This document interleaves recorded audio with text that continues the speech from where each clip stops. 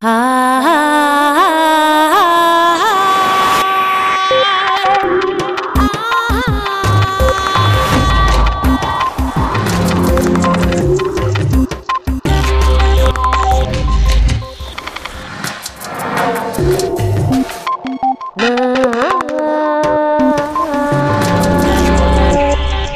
impresionante tener partículas dando 11.000 vueltas por segundo a la velocidad de la luz y sin chocarse con las paredes. Luis Álvarez Gaume. No sabemos del todo de qué estamos hechos nosotros ni el mundo que nos rodea. Las numerosas incógnitas que quedan por resolver en cuanto a la constitución de la materia pueden empezar a ser desveladas en el seno del nuevo acelerador de partículas construido en Ginebra. Eduardo Punset aborda hoy algunos de esos enigmas con Luis Álvarez Gaume, director del Departamento Teórico del Centro Europeo para la Física de Partículas, y con John Ellis, otro gran físico teórico que trabaja en el nuevo acelerador.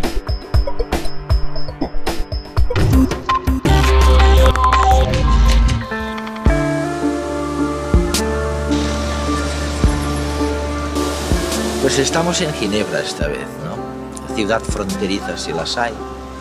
Fronteriza entre Suiza y Francia. Fronteriza también como la institución que estamos visitando, el mayor centro de investigación científica del mundo, el CERN, el Centro Europeo para la Física de las Partículas.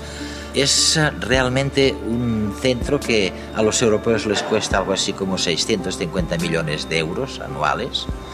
Es el equivalente de una cerveza por cada uno de los europeos. Da trabajo a unos 3.000 científicos que viven y trabajan en el CERN. Y sobre todo agrupa y relaciona y hace que piensen conjuntamente algo así como 10.000 científicos, en gran parte físicos, pero no solo físicos, de todo el mundo.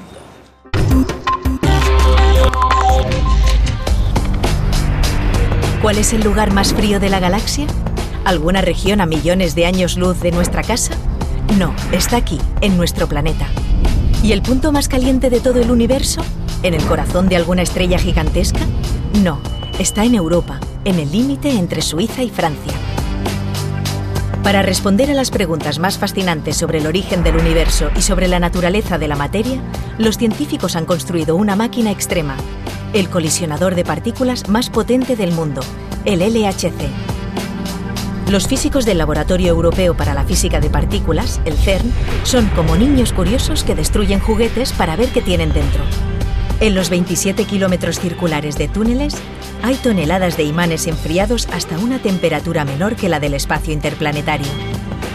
Estos imanes crearán un campo magnético que acelerará partículas subatómicas hasta velocidades muy cercanas a la de la luz y las reventará unas contra otras. ¿Y qué pretenden encontrar los científicos del LHC entre las tuercas y engranajes de la materia?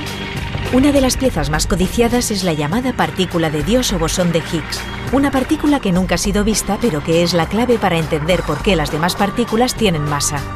Si el bosón de Higgs existe realmente, el LHC debería poder detectarlo y comprobar que la teoría se ajusta a la realidad. El LHC también intentará imitar el Big Bang, pero que nadie se alarme. Las explosiones que generará serán miniaturas tan pequeñas y breves que serían imperceptibles incluso al lado de una bacteria. Pero a pesar de su tamaño despreciable, estos diminutos Big Bangs generarán un calor 100.000 veces más fuerte que el centro del Sol. Esa temperatura durará 1.000.000 de veces menos que un segundo, lo suficiente para desvelar una intriga que trae de cabeza a los científicos: saber qué pasó unas pocas millonésimas de segundo después del Big Bang. Si las teorías de la física son correctas, estos Big Bangs en miniatura permitirán ver por primera vez los componentes más pequeños conocidos de la materia, los quarks y los gluones.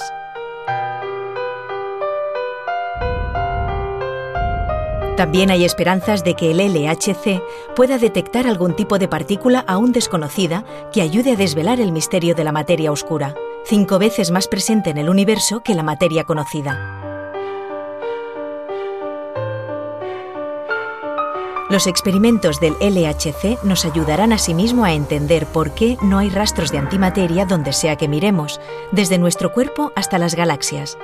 Tras el Big Bang, se creó la misma cantidad de materia que de antimateria, pero no sabemos por qué ésta ha desaparecido. ¿Habría alguna manera de explicarle, de que la audiencia de redes pudiera ver o entender por qué en este colisionador gigante, ¿no?, del LHC, la materia, los protones estos, viajan a la velocidad de la luz? Y dices, oye, ¿y eso cómo se come, no? Y cuando me lo preguntan digo, bueno, pues oye, eso es como si los enviaras a la estrella más próxima, Alfa Centauri, que está a 4,2 años luz. 4,2 años luz. Pues esto con lo que están jugando los científicos, entre ellos muchos españoles como tú, en el CERN, eso prácticamente, si lo enviaran a la estrella, tardaría prácticamente lo mismo en llegar. Sí, llegaría 3 décimas de segundo más tarde, nada más. Fíjate, ¿no? 3 décimas, es impresionante. Lo curioso es además que estos haces de partículas les hace circular en un anillo de 27 kilómetros, dan de hecho 11.000 vueltas por segundo a la velocidad de la luz y no se chocan con las paredes. Y tú no tienes miedo, claro, de que tenía el camarero de mi hotel aquí en Ginebra, ¿no? De los que agujeros pase negros. Algo, sí. No, yo creo que no vamos a hacer agujeros negros exóticos ni cosas similares. Me decís, porque los rayos cósmicos caen ahí desde Sí. hace billones de años, vamos, billones no, pero millones de años. La naturaleza cada segundo hace decenas de miles de millones de experimentos LHC. Fíjate. El equivalente de trabajar con esta máquina durante más de 10 años, ¿no? O sea que podemos ser felices porque podemos no tener miedo. De momento sí. Una de las cosas era la técnica del trigger, ¿no? Sí. Y es fascinante, ¿no? Esta historia de que metéis en un túnel partículas, vamos, protones o lo que sea, a la velocidad de la luz, chocando prácticamente unas con otras, y claro, tenéis un sistema secreto, supongo. No es muy secreto, ¿no? Para saber si ha pasado algo, ¿no? Sí. Si no, ¿para qué vais a perder el tiempo, no? Y fotografiáis solo en este centro de datos, de proceso de datos, solo consideráis cuando realmente husmeáis algo interesante. Algo interesante. Sí. Bueno, es que en cierto modo no se podría acumular la cantidad de datos que se generan. Claro. El problema es que en las colisiones del LHC, los protones, o sea, cada protón a esas energías, visto en el lugar donde chocan, es como si fuera una especie de torta llena de miles de pequeñas partículas que son quarks, gluones, etc. Al chocar hay una cantidad ingente de colisiones entre todas esas pequeñas partículas y eso sucede cada 25 nanosegundos. El nanosegundo es la mil millonésima del segundo. Millonésima. Entonces, claro, la cantidad de información que se genera es tan gigantesca que es imposible guardarlo todo y luego buscar. Hay que entonces buscar pequeñas banderitas o pequeñas características del evento o del suceso para entonces guardarlo o tirarlo. Por ejemplo, si consideramos cuando el LHC funcione bien, que esperemos sea pronto, sí. Se van a producir de datos útiles, los que se guardan, del orden de 15 a 20 petabytes por año. Un petabyte son 1 millón de gigabytes.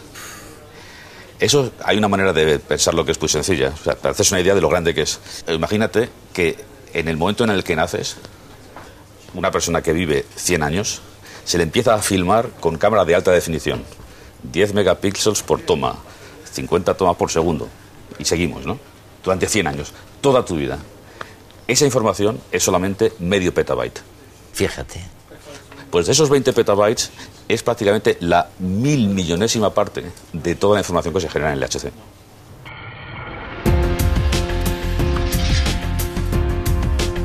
Cada nuevo ordenador que surge es más potente que sus predecesores. Sin embargo, el volumen de información con el que trabajan muchos científicos es gigantesco y supera la capacidad de los ordenadores más modernos. Por ello, científicos e ingenieros informáticos han desarrollado una red de ordenadores que trabaja como un único ordenador gigantesco y superpotente. Imaginemos que Juan tiene que resolver una ecuación muy compleja. Obtener el resultado final le tomaría muchos días de hacer cálculos y más cálculos.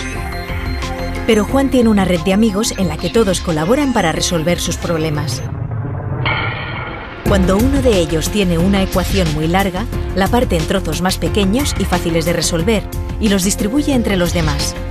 Así, Juan obtiene el resultado de su cálculo en un tiempo mucho más breve que el que le tomaría si hiciese la ecuación por sí solo. Al igual que la World Wide Web se creó en el CERN para que los físicos pudieran compartir información fácilmente, el GRID es una red mundial para compartir recursos de computación, semejante a lo que Juan hace con sus amigos. Otra de las ventajas del GRID es que la información se almacena en varios ordenadores distribuidos por todo el mundo. En cada colisión del LHC se produce una cantidad gigantesca de información y, tras un año de trabajo, se crearán hasta 20 petabytes de datos útiles, el equivalente a una pila de CDs 3 veces más alta que el Everest. La única manera que los científicos tienen para procesar esta cantidad mastodóntica de información es usar una red como el GRID. Oye, tú has sido un gran especialista y además sé que estás interesadísimo, y yo me imagino que nuestra audiencia también, en cierto modo, ¿no? De dos temas que están muy relacionados uno con otro. Uno es la famosa teoría de las cuerdas, que si lo teníamos complicado, los especialistas de la teoría de las cuerdas nos lo habéis complicado aún más, ¿no? Y el otro es el tema de las dimensiones adicionales, más allá de las 3 espaciales y la cuarta temporal, ¿no? Dices, no, para que esto funcione tendría que haber más de 4 dimensiones. Y sé que tú conoces muy bien a Lisa Randall. Estuvo en redes, estuvimos allí en Harvard con ella. Y ella también estaba convencidísima de que hay dimensiones extras. De que en este experimento concreto se van a descubrir que hay más. Yo no sé cómo explicar eso a mis nietas, pero que hay más de 4 dimensiones, ¿no? Dime qué hay de verdad en eso. Bueno, la verdad es que la razón por la que es difícil explicar la teoría de cuerdas o las dimensiones extra es porque realmente las entendemos mal. En el caso de la teoría de cuerdas es muy difícil intentar explicar el por qué es necesario introducir dimensiones extra. Es decir, si se quiere, para formular la teoría de cuerdas de manera consistente, que tenga sentido, es necesario, si se quiere, o mejor dicho, es suficiente introducir las dimensiones adicionales, pero no está claro que sea necesario. Es decir, nuestro conocimiento actual de la teoría de cuerdas es tal que necesitamos utilizar un espacio en el que haya 10 dimensiones, es decir, 6 dimensiones extra, aparte de largo, ancho y alto, 6 más. Fíjate. Entonces, muy pequeñitas, me decís. En principio muy pequeñitas, y debe ser por lo menos por debajo del milímetro, de la décima o de la milésima de milímetro. Es sorprendente no saber. Fíjate. Y probablemente mucho más pequeñas. Hay una idea muy bonita que es la idea esta de las branas, o por ejemplo de las dimensiones extra muy grandes de Lisa Randall, o de otras personas, la de Randall y Sundrum, básicamente en la que en cierto modo nosotros vivimos en una especie de brana o de membrana tridimensional, se está propagando por más dimensiones. Dependiendo de la teoría que uno quiera, pueden ser una dimensión más, pueden ser 2, pueden ser 3, pueden ser 6, pero es sorprendente que, tal y como entendemos hoy día la física, todas las interacciones conocidas que corresponden al electromagnetismo, interacciones nucleares, desintegraciones débiles, etcétera, todo está confinado a la brana. Es decir, somos como si fuéramos hombres planos, ¿no? ¿Una especie de universo paralelo? No, plano simplemente. Plano. Y solamente es la gravitación la que puede vivir no solamente sobre la brana, sino sobre la parte transversal.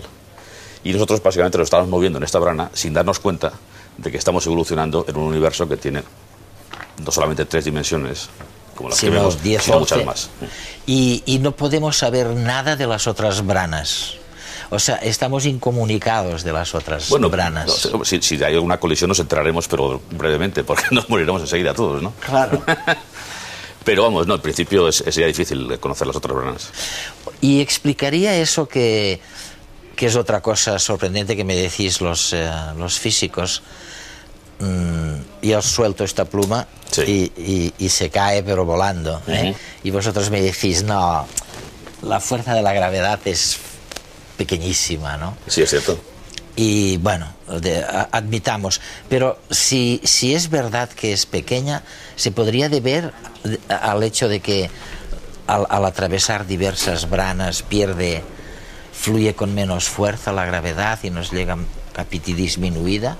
Puede ser, bueno, es básicamente una de las explicaciones o de las razones por las que se inventaron estas dimensiones extra grandes, como hizo Randall con Sundrum, como hizo Dimopoulos y compañía, ¿no? Eso. Básicamente lo que sucede es que la fuerza de la gravitación en las dimensiones extra es mucho más grande, mientras que cuando uno, digamos, se considera el efecto de esta de la gravitación en las dimensiones adicionales en nuestro propio mundo, entonces lo que se llama la masa de Planck o el acoplamiento que está asociado a la gravitación se hace mucho más débil. Es un efecto. En la naturaleza existen 4 fuerzas fundamentales: la fuerza de la gravedad, la electromagnética, que impide que los átomos se atraviesen entre sí, la fuerza nuclear fuerte, que hace que los núcleos de los átomos permanezcan unidos, y la fuerza nuclear débil, que hace que ciertas partículas decaigan en otras más livianas. Cada una de estas fuerzas difiere entre sí de manera fundamental. Sin embargo, muchas de las mentes más brillantes de la física teórica se empeñan en encontrar una explicación básica que las unifique.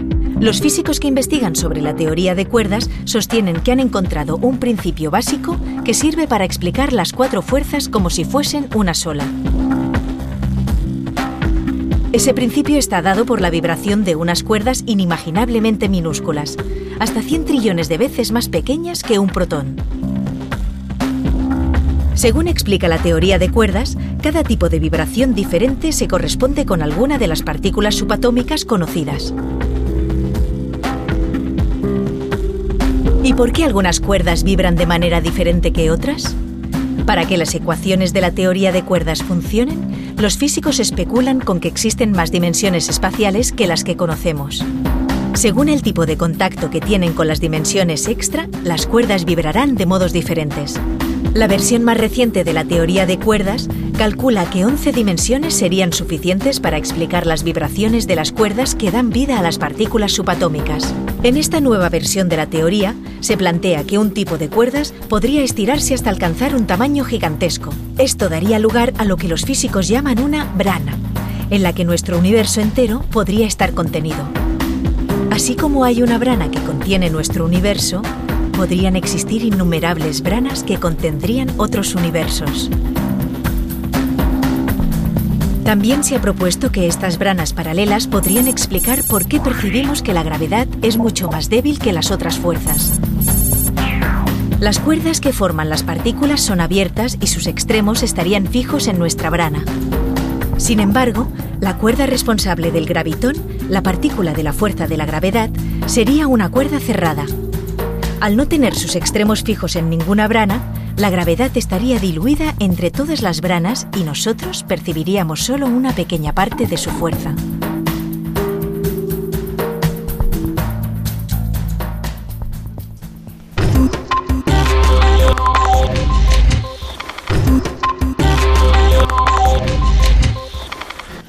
Oye, hay una cosa que te he oído o te he leído en algún sitio que sorprende siempre en un físico, pero lo han hecho otros físicos antes que tú también, pero tú le das mucha importancia a que una teoría sea, para explicar algo, sea bella. Sí. O sea, dices, es importante que sea bella, ¿no? ¿Y por qué es bella la teoría de las cuerdas? Bueno, la verdad es que, en fin, hay personas que piensan que es una defesio, ¿no? O sea, que en cierto modo sí. Eso está depende mucho del gusto de quien lo mire. O sea, lo que es bello es que hay, o sea, lo que uno considera siempre bello, si piensa, o sea, en general, si se quiere, yo creo que la creación científica tiene una parte estética fundamental. Siempre cuando se habla de estética, siempre se habla de las bellas artes. Pintura, música, escultura. Y nunca uno piensa que la comprensión, el insight, el poder entender algo a nivel profundo en la naturaleza, que no sea también un acto estético. Entonces, por ejemplo, el hecho de que uno sea capaz de explicar muchas cosas o muchos conceptos que anteriormente no parecían estar relacionados, eso, con un principio subyacente adicional o más fundamental, eso es algo que siempre se considera bello. Por eso se considera bello el electromagnetismo, que une electricidad y magnetismo. Se considera bello la relatividad general, se considera bello una serie de cosas. Porque puede explicar distintas cosas. Cosas que antes eran totalmente separadas en conceptos mucho más primitivos, fantástico, más sencillos, ¿no? Entonces, por eso creo que en la creación científica también hay un aspecto estético que siempre se pretende ignorar, ¿no? Con John Ellis, otro de los físicos teóricos del CERN, Punset continuó indagando sobre el misterio de la fuerza de la gravedad y los agujeros negros microscópicos. John, hay algo que nos preguntamos la gente de la calle. Escuchamos lo que nos decís a los físicos, nuestros amigos. Nos decís que tenemos un problema con la gravedad. Decís, oye, la gravedad es más débil de lo que debería ser, si la comparamos con la fuerza electromagnética, por ejemplo. Y sin embargo, nosotros, la gente de a pie, creemos que la gravedad es bastante fuerte, ¿sabes? La notamos en el cuerpo, sabemos que la manzana cae del árbol. Solamente percibimos la gravedad en realidad, no el resto de las otras fuerzas, ¿no? Pero decís que la gravedad es débil, muy débil. Pues bien, si eso es cierto, ¿por qué? ¿Por qué es tan débil? El motivo por el que decimos que es muy débil es porque, si lo analizamos en el ámbito de una partícula individual, de un fotón, o de un quark, o de un electrón, la gravedad es unas 40 órdenes de magnitud más débil que la fuerza nuclear fuerte, por ejemplo. O sea que es de 39 ceros, en comparación con la fuerza nuclear fuerte. En la escala de una partícula individual es increíblemente débil. Lo que pasa es que se acumula, es la suma de todas las partículas. Un protón, 2 protones, 5 protones, 10 elevado a 20 protones, y al final se convierte en una fuerza muy potente. Lo que distingue la gravedad del resto de fuerzas es que se acumula de una manera coherente. Las fuerzas eléctricas prácticamente se cancelan entre átomos. Un átomo tiene un núcleo en el centro con una carga positiva y electrones a su alrededor con cargas negativas, pero estas cargas se anulan entre sí. Por eso, en nuestra vida cotidiana a menudo no somos conscientes de que existen esos campos eléctricos y magnéticos. Y por eso la gravedad difiere del resto de fuerzas. Por un lado es muchísimo más débil, pero por otro lado se acumula y se va sumando. Ya. Einstein nos explicó por qué la gravedad se acumula, pero no nos explicó realmente por qué es tan débil. Y se trata de un misterio al que seguimos enfrentándonos. Siempre que intentamos dar con una teoría unificada para todas las fuerzas fundamentales, es uno de los mayores problemas que tenemos que abordar. No obstante, hay algunas teorías que sostienen que, además de las 3 dimensiones conocidas, arriba y abajo, hacia los lados y adelante y atrás, existen también dimensiones ocultas en el espacio. Y en algunas de estas teorías la gravedad es más fuerte a energías mucho más pequeñas. De hecho, incluso es posible que la gravedad pueda aumentar como consecuencia de estas dimensiones adicionales en las colisiones del LHC en Ginebra. Si esto sucediera, una de las posibilidades sería que al hacer colisionar 2 protones, tal vez algunos de sus elementos constitutivos se fusionaran y crearan un agujero negro. Este agujero negro, por supuesto, sería increíblemente pequeño. Se habla de agujeros negros microscópicos, en absoluto parecidos a un agujero negro astronómico. Las energías de estas partes del protón en colisión serían como las energías de 2 moscas. Sería como aplastar y pegar 2 moscas para crear un agujero negro. Además, creemos que este agujero negro sería increíblemente inestable y que desaparecería. Sí, desaparecería en una milésima de cuatrillonésima de segundo. Lo único que veríamos serían las partículas que emitiera. Esto es lo que te hace estar tan tranquilo sobre el supuesto peligro de los experimentos que estáis haciendo, ¿no? Bueno, que haréis dentro de un tiempo corto. Es uno de los motivos. Y me gustaría decir, desde el principio, que la idea de que los experimentos del LHC serán peligrosos es una soberana tontería. John, ayer por la noche, sin embargo, en el hotel, el camarero nos dijo que el perímetro de 27 kilómetros del CERN pasa justo por debajo del hotel y que tenía mucho miedo, que estaba aterrado en realidad. Eso nos dijo. Pues ya podéis decirle que no tiene por qué preocuparse. Se lo diremos. Déjame que te explique por qué no tiene que preocuparse. La razón es muy sencilla. Desde el principio de la Tierra en el universo, nuestro planeta ha sufrido el bombardeo de partículas procedentes del espacio exterior, los rayos cósmicos. Muchos de estos rayos cósmicos tienen energías de colisión mucho mayores de las que jamás podremos alcanzar con el LHC.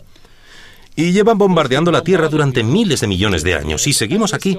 Si el LHC pudiera producir alguna partícula peligrosa, agujeros negros o lo que sea, estos rayos cósmicos todavía más energéticos llevarían creando partículas peligrosas miles de millones de años. Y no estaríamos aquí para debatirlo. El hecho de que estemos aquí y podamos hablar sobre ello significa que los rayos cósmicos no generan partículas peligrosas. Y si los rayos cósmicos no las generan, tampoco lo hará el LHC. Neither will the LHC. Es verdad, es absolutamente verdad y nadie lo dice.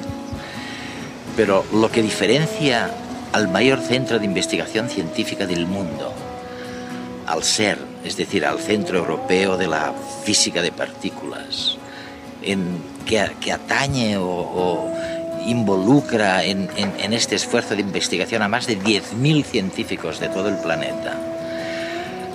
Lo que caracteriza a este esfuerzo multilateral de naciones al margen de su ideología o de su etnia o de lo que piensan, lo que le caracteriza es la ausencia de dogmatismo, es la flexibilidad enorme de admitir desde el comienzo que cualquier comprobación, cualquier investigación va a tener que ser demostrada y comprobada científicamente. Y esto es la primera vez que ocurre comparado con la herencia increíble, indecible del pensamiento dogmático a lo largo de la historia. Es un cambio fantástico en el que además participan muchísimos españoles, muchos científicos españoles. Es una buena noticia. Cada segundo, la naturaleza hace decenas de miles de millones de experimentos como los del LHC, colisionando partículas subatómicas. Luis Álvarez Gaumé.